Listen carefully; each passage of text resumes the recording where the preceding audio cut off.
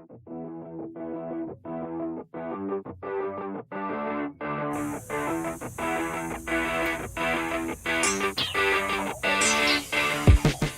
going on, guys? Pernell with Boston Nuts RC, and well, I guess you can tell what this video is going to be about. But first, I wanted to say thank you to all of you that subscribed lately. Thank you so much. I actually do this for you guys to bring you relevant content, and maybe if you're looking to purchase an RC car, these videos will help you decide which one. We all probably go through the same process. We have like a few that we like, and then we don't know on which one to pull the trigger on, so that's what I'm trying to help you with. So here we are. Like I said, we're going to review the ready to run 8-scale Nitro Truggys, and the next one on the list is this one. This is the Kyosho Inferno Neo ST 3.0. There you go. I just received this like an hour ago. Retail price on this was $489.99, but if you look, you might be able to get it for like $395 with a massive discount code on a website. I'm going to try to leave that on the description. So yeah, it's a little more expensive than the Hobao Hyper SST that we looked at on the previous video. I think in some areas this looks a little more high-end. We will see when we take this out of the box. This is full ball bearings all around. We have the KE25SP engine. I believe it's supposed to be a very reliable, easy to tune engine, so we will see. Big bore shocks, high torque servos, waterproof, and that synchro transmitter. So it looks good. I'm excited to take a look and break it in and see what we think about this, right? So let's open this up. I got rid of the extra cardboard to make this easy for the video. Here is the transmitter. I don't know if you can see it very well, but it feels pretty good. It has dials instead of buttons to adjust trims. The wheel feels pretty good. It has this rubber grip in the back. I like it, and yeah, it feels nice. We'll see. We're gonna put this aside, and then we have the Truggy and the instruction manual and whatnot. Let's get this out of the way. There we go. So there it is. Actually, I'm gonna flip it so you guys can see the engine and exhaust. And let's take a look at this. So, well, first impressions, it looks good. I like these wheels and these tires. I'm kind of a fan of dish wheels, something like this on my buggies and truggies. But yeah, they look nice. The body, the graphics are nice. I like the colors, the design of the body. It's kind of aggressive. I like it. So let's put this aside. But this is the important part of it, or this, right? This is what we care about. There it is. This is the Truggy. It has a black, shiny chassis. I like that. It looks pretty good.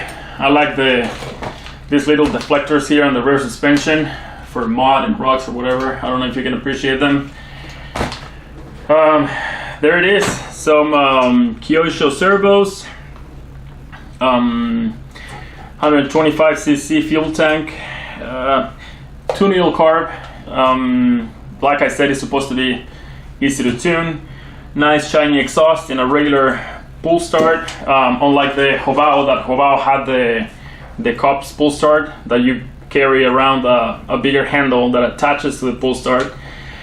It was pretty comfortable, I have to say that. I like that, but pretty often I realized I forgot the handle when I was like running around playing with the car. So every time I needed to start the engine, I didn't have the handle. So yeah, I don't know. Anyway, I like it. It looks beefy. There's some metal pieces here and there. There's a lot of plastic as well. The drive line is a little noisy, but nothing scary. Shocks are big. I like that, but I'm just realizing the shock bodies are plastic. I don't know how I feel about that. This is a $500 Truggy, whereas the Hobao Hyper ST was cheaper, and it was like, there was a lot of metal, full metal shocks, whatnot. So yeah, plastic bodies, well, it is what it is, right? Suspension feels good. As soon as I put it on the table, I like how this feels. We have aluminum hubs you can see in the front, plastic in the rear. I can see that there's a lot of adjustment in the suspension. There's some adjustment on the bottom too. Same in the rear. That's nice. I saw online that obviously there's a lot of support for this, either replacement parts or upgrades. There's a ton of stuff. I mean, I thought there was a lot for the Hobao, and there's probably twice as much for this, which is pretty cool. Yeah. I don't know what kind of battery this is going to take. I was looking at some, oh, it takes four double A's, just a regular 4-pack. I'm sure we can get this out of there and probably put a like a hump receiver pack, you know, these little guys. So I have this brand new, never used, so I'm probably gonna end up using this on this Truggy. There's the charger. Let's put that back together. The box for the receiver, I think it has a gasket. No, it does not. No gasket in the receiver box. So be mindful if you take this near any puddles or whatever. So there's that. Let's see. So we have the instruction manual, owner's manual. There's a little binding key there for the receiver and the transmitter. And something that the Hobao didn't come with was tools. I think it just came with like 4 different Allen wrenches, but nothing for the glow plug, for the tires or anything. It did come with, you have this combination wrench. You have, I believe it's an 8mm, a 5.5, a 10, and a 7. So this is what you're gonna use for your glow plug and some things around the car, like suspension. You got 2 zip ties. That's for the air filter, which is also in here. Air filter. And I like this. Well, of course it's kind of stuck in there. The 17mm wheel nut wrench. This is pretty good. I like these ones a lot. That's a plus. There's also some Allen wrenches, just about 4 of them. This little guy. This is a restrictor for the car. So I think what they do is to make it easy on some people to bring this in. You put this restrictor in the carb or on the carb, and then you put your air filter on top, and this is going to keep the engine running rich. Less air, more fuel, and that will keep that engine lubricated when you're breaking it in. So good idea. You don't necessarily have to use that if you know what you're doing, and that's it. So yeah, I like it. Some things I like better, some things I like a little less than the previous Truggy that we did, but that's always going to be the case, right? So we're going to break this in, we're going to run it and see what we think. I suggest when you get a new one, you want to check your linkages for your servos, make sure throttle and brake, everything operates properly, your steering. So once you get all those checks done, you might want to check some screws, especially the ones that go into metal, like from the chassis to your motor mounts, or you know, the ones that always go from the screw goes into metal. those could back out. Maybe they're not tight. I've gotten so many cars in the past that you send it on the on the on the street or whatever you're playing, and when it comes back, there's like screws missing. So I like to check, just give it a quick check, linkages and all that stuff, then break it in, and then just have fun. So let's go ahead and break this in. Okay, so I'm outside, I'm in my carport, and I'm gonna be breaking in the Kyosho. I'm gonna show you the things that you need to break it in, and we'll talk about the break-in process too. Let's see. You're gonna need something to put the car on. I usually use a go-kart tire, or you can use one of those work stands. They're like 20 bucks on Amazon. I have one of those, but the tire is pretty good, since it's not very flimsy like the work stands. You're gonna need fuel and your fuel bottle. You're gonna need a thermometer to check the temperature of your engine. You definitely want to check the temperature on the engine. It's crucial for braking and operation. So yep, you're gonna need your air filter, glow plug igniter. There's several types of this, just pick one. This one works fine. There's a dynamite lipos, are pretty good. Yeah, just get one of those. You need a tuning screwdriver, which is a flathead, and your glow plug wrench, and obviously your transmitter and your vehicle, your truggy, buggy, whatever it is. Now let's talk about the braking process. As you can see, I have my engine heater here, and ideally you want to preheat the engine before you run it. That will expand the sleeve, the piston inside the crankcase, so upon start there's less friction and it's not as cold. I guess it's not completely necessary. A lot of people don't do it. I did it without heating the engine for several years, and I got many gallons out of those engines.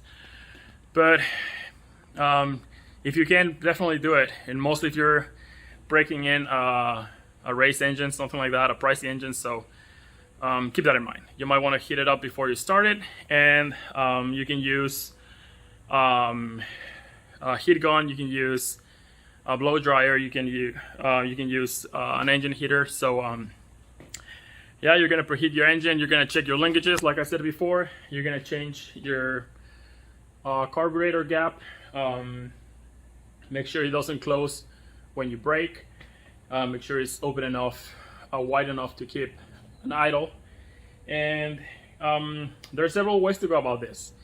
You can follow the instructions in the manual, which is the easiest way to do it if you're not familiar with this, or you can follow a method that you already have in like you already learned. So I've been doing this for a long time, so I already have a method that I use with every engine that I have. So I'm gonna run 3 idle tanks, then I'm gonna run 3 figure 8 driving tanks, pretty easy tanks, and finally I'm gonna add 2 more tanks of easy driving, just on and off the throttle, and that's gonna be my whole process. So you're looking at about 8 tanks for a fully broken in engine, and yeah, let's get on with it.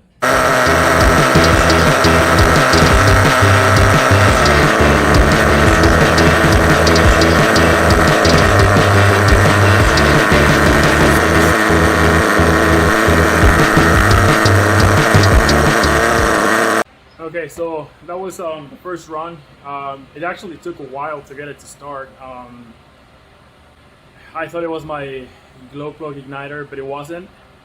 The engine was primed, and it was difficult to get it started. But once it got running, I just adjusted the throttle on the transmitter just to keep it running, and eventually it revved up a little bit and kind of settled. So I just put the throttle back to 0, and yeah, so I'm gonna let it cool down. I shut it off at like 200 degrees, remember when you shut it off, you want to bring the piston all the way down to the bottom of the sleeve.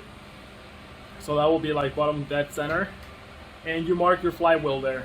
Grab a screwdriver like I just did with a flathead, and mark the flywheel at the bottom so you know where you are at the bottom of the stroke. So now I'm gonna let it cool off and I'm gonna have it run again, and then I'll just go through my braking procedure and that'll be it.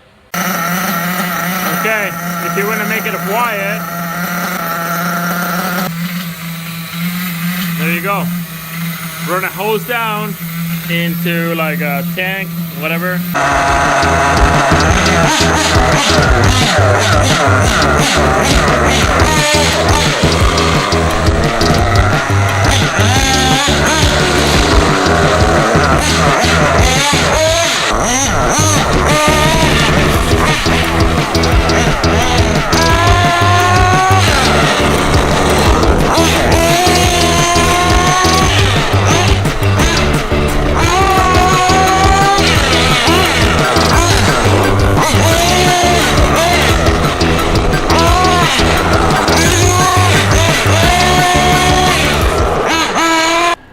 Okay guys, that was it. So Kyosho Neo ST 3.0 8 scale Nitro Truggy. It was great, easy to tune, easy to break in. Let's go back to the tuning. Tuning wise, it's a little more delicate than per se the Hobao Hyper that I just did. It likes finer adjustments, if that makes any sense to you. I noticed it has a very tight pinch, so you definitely want to preheat this engine. It will be easier on you when you try to start it, and it just helps with engine life ultimately. So you definitely want to do that right. It's a great truck. It handles really good. It's Kyosho quality, which is great. Every single car that you get is gonna have some pros and cons. Like the Hobao Hyper SST, I didn't like the servo tray, it's all plastic, and I didn't see an upgrade for that. In this case, this car came with plastic shocks. I do not like that. Whether you bash it or you decide to race it, plastic shocks, they won't last long. So you want to look into shocks if you decide to buy one of these. Everything seems great. Good tires. It has pretty good looks. The engine is good. It's really good on fuel. I have to definitely say that it's way better than the 30. I mean, obviously the 30 is a bigger engine, so it's gonna use more fuel. The 30 on the Hobao Hyper SST. So this one is pretty good on fuel. It has a lot of power. It just likes better and finer adjustments tuning wise. And aside from that, is great. I liked it. So on to the next one. So we're done with this. We did the Hobao. I don't know if we're gonna do the Lossy next, or I don't know if we're gonna do any other Nitro, maybe a buggy or something electric. If you have any suggestions, leave it in the comments, and I'll try to accommodate what you guys want. And again, to those that recently subscribed, thank you so much. I really appreciate it. I'm gonna try and keep bringing the relevant content, whether it's ready to run nitros or nitro kits. We'll do some electrics as well. My kids love electrics. I like nitro, so we're gonna keep it both ways. And like I said in one of the first videos or second video, I want to do a giveaway when we reach about 500 subscribers. Whether it's a nitro engine, ready to run car, I don't know. Again, if you have suggestions, just let me know and we'll go from there. So thank you, and I'll see you guys next time.